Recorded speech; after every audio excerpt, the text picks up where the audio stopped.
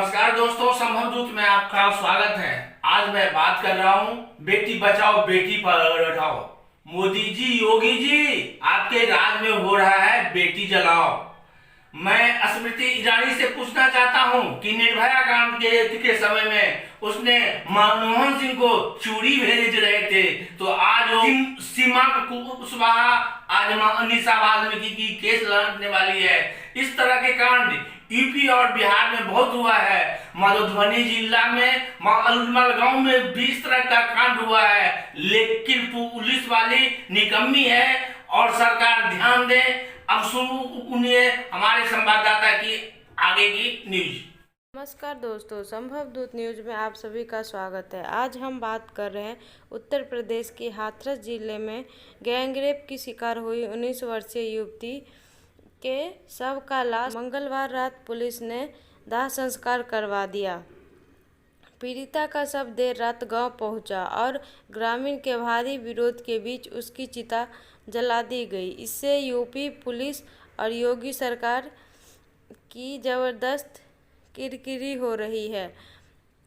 दरिंदगी की शिकार हाथरस की युवती की मौत पर अब प्रधानमंत्री नरेंद्र मोदी ने भी संज्ञान ले लिया है। उन्होंने उत्तर प्रदेश के मुख्यमंत्री योगी आदित्यनाथ को फ़ोन किया और इस मामले पर दोषी की कड़ी कार्रवाई का निर्देश दिया। प्रधानमंत्री की पहल की जानकारी खुद सीएम योगी आदित्यनाथ ने ही दिया। उन्होंने ट्वीट कर कहा, आदरणीय प्रधानमंत्री जी ने हाथरस की घटना पर बात की है और कहा है कि दोषियों के विरुद्ध कठोरतम कार्रवाई की जाए। दरअसल दुष्कर्म पीड़िता ने मंगलवार को दिल्ली के सफदरजंग में ही दम तोड़ दिया। वहां से उसका शव रात को हाथरस पहुंचाया। कहा जा रहा है कि यूपी पुलिस ने परिजन पर दबाव डालकर शव को रात में ही अंतिम संस्कार करवा दिया। मामले में यूपी पुलिस पर हिला हवेली का रवैया अपनाने का आरोप पहले से ही लग रहा है। अब इस घटना से पुलिस के साथ साथ योगी सरकार की भी किरकिरी तो हो ही रही है। कहीं न कहीं बीजेपी पर भी दलित विरोधी होने का आरोप लग रहा है। इससे दबाव में आए योगी सरकार ने इस मामले की जांच के लिए एसआईटी गठित कर दी है और अब खुद पीएम ने योगी से बात की है। हाथरस केस के आरोपी पुलिस ने चिता को आग लगा दी। गृह सचिव भगवान स्वरूप ने अध्यक्षता वाली 3 सदस्य एसआईटी में डीआईजी चंद्र प्रकाश और आगरा के एसपी सेना नायक पूनम सदस्य होंगी। सीएम ने एसआईटी को घटना की तह तक पहुंच जाने और 7 दिन में अपनी रिपोर्ट की जांच सौंपने का निर्देश दिया है। सीएम ने इनके खिलाफ फास्ट ट्रैक कोर्ट की मुकदमा चलाने और जल्द से जल्द सजा दिलाने के लिए कहा है। आरोप लग रहा है कि पुलिस ने घरवाले को शव नहीं दिया, ना ही बच्ची को अंतिम बार उसके घर ले जाया गया। दिल्ली से लाकर सीधे आधी रात में उसका दाह संस्कार कर दिया गया। लड़की के भाई ने बुधवार को तड़के पत्रकारों से बात करते हुए बताया, हम लोगों ने पुलिस से बहुत कहा कि शव हमें दे दो, हम उसके सुबह में दाह संस्कार करेंगे, लेकिन पुलिस ने हमारी नहीं सुनी।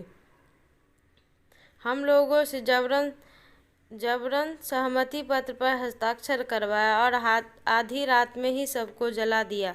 हम लोग पुलिस पर विश्वास नहीं करते, हम लोग की जान का भी खतरा है। ये अन्याय, अत्याचार, अमानवीय की पराकाष्ठा। हाथरस की गुड़िया कि पुलिस ने जबरन अंतिम संस्कार कर दिया। माँ बाप बिलखते रहे, लेकिन पुलिस निर्दयी बन गई। पुलिस ने खुद ही अंतिम संस्कार कर दिया। गुड़िया की इज्जत से विदा भी नहीं हो पाई। माँ बाप की चीख और उनका बिलखना कलेजा चीर देता है। आखिर पुलिस को ये हक किसने दिया? किसी को बचाने के लिए इतनी निर्दयता? सीधा सत्ताधीश से अहंकार के सामने अंग्रेजी शासन भी पनाह मांगता है। रात का घटनाक्रम और विचलित कर गया। जल गए सबूत, खाक हो गए न्याय और बचा लिए गए दरिंदे। आधी रात में घर वाले को पुलिस ने घर में बंद कर दिया। दलित की बेटी को जला दिया गया। ये हाथरस की बेटी का शव नहीं, भारत जल रहा है। ये भारतीय जल रही है, मानव जल रहा है। आप किसको बचाना चाह रहे हैं? बेटी का शव तक परिवार को नसीब नहीं हुआ। परिजनों को कमरे में कैद करके अंतिम संस्कार पुलिस को आधी रात में करना पड़ा।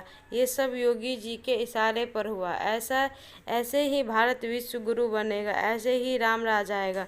मैं शर्मिंदा हूँ कि सरकार बेशर्म है। पुलिस बेशर्मी की हदें पार कर रही है। इस पर पूरी प्रकरण सीबीआई जांच की मांग शुभ सपा करती है। आज के लिए बस इतना ही। ऐसे ही नई वीडियोस देखने के लिए हमारे चैनल को सब्सक्राइब करें, लाइक और शेयर करें।